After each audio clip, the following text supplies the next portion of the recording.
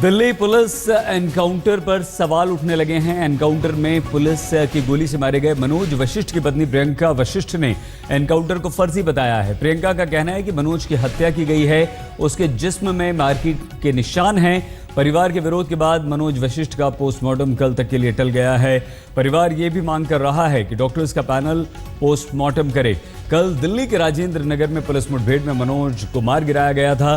Police का कहना है कि मनोज एक अपराधी था और उसका एनकाउंटर दिल्ली के एक रेस्टोरेंट में किया गया था। उसे घेरा था और उसके बाद उसे मारा था। मनोज वशिष्ठ दिल्ली और पंजाब में धोखाधड़ी से जुड़े कई मामलों में वांटेड था। पुलिस का यह कहना है एनकाउंटर की ये वारदात एक रेस्टोरेंट में हुई थी, जिसे दिल्ली पुलिस के स्पेशल सेल ने अंजाम दिया था। और ये भी पुलिस ने बताया कि मनोज के खिलाफ दिल्ली और पंजाब में कई मामले दर्ज हैं। लेकिन मनोज को एक रेस्टोरेंट में होने की खबर जब पुलिस को मिली, पुलिस के अनुसार, और इस आधार पर पुलिस ने उसे पकड़ने के लिए जाल बिछाया। पुलिस की तरफ से यह दावा किया गया है कि रेस्टोरेंट में पहुंचते ही मनोज को पता चला कि पुलिस आ गई है और मनोज ने पहले पुलिस पर फायरिंग शुरू कर दी। जवाब में पुलिस ने फायरिंग की और जिसमें मनोज मारा गया। लेकिन परिवार ने अब सवाल उठा दिए हैं। परिवार का यह कहना है कि मनोज पर सिर्फ एक चेक बाउंस होने का मामला चल रहा था और ये फर्जी एनकाउंटर है, उसकी हत्या की गई है।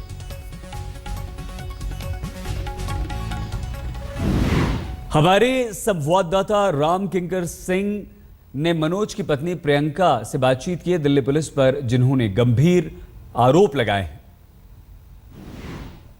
मनोज वशिष्ठ के परिजनों का आरोप है कि एनकाउंटर फर्जी है और इसके सबूत या इसके बतौर सबूत उन्हें चाहिए सीसीटीवी फुटेज, जो कि पुलिस उनके सामने पेश करे।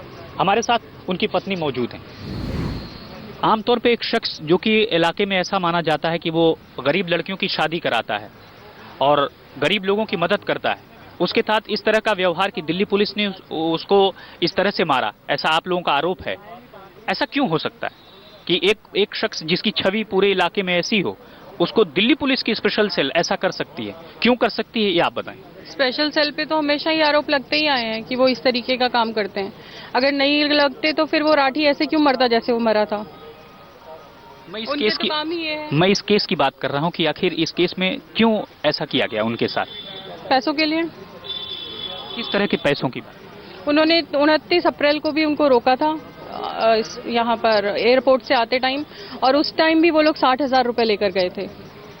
और अब भी जहाँ तक हमें लगता है कि पैसों की बात नहीं बनी होगी और उन्होंने शूट कर दिया। आखिर ये तो अगर पकड़ने का कोई मैटर होता तो हाथ में मारते, पैर पे मारते, यहाँ क्यों मारी उन्होंने? आखिर ये जो पैसों का लेन देन है वो किस तरह का है? आपका आरोप है कि 60,000 रुपए लिए, फिर दोबारा लिए।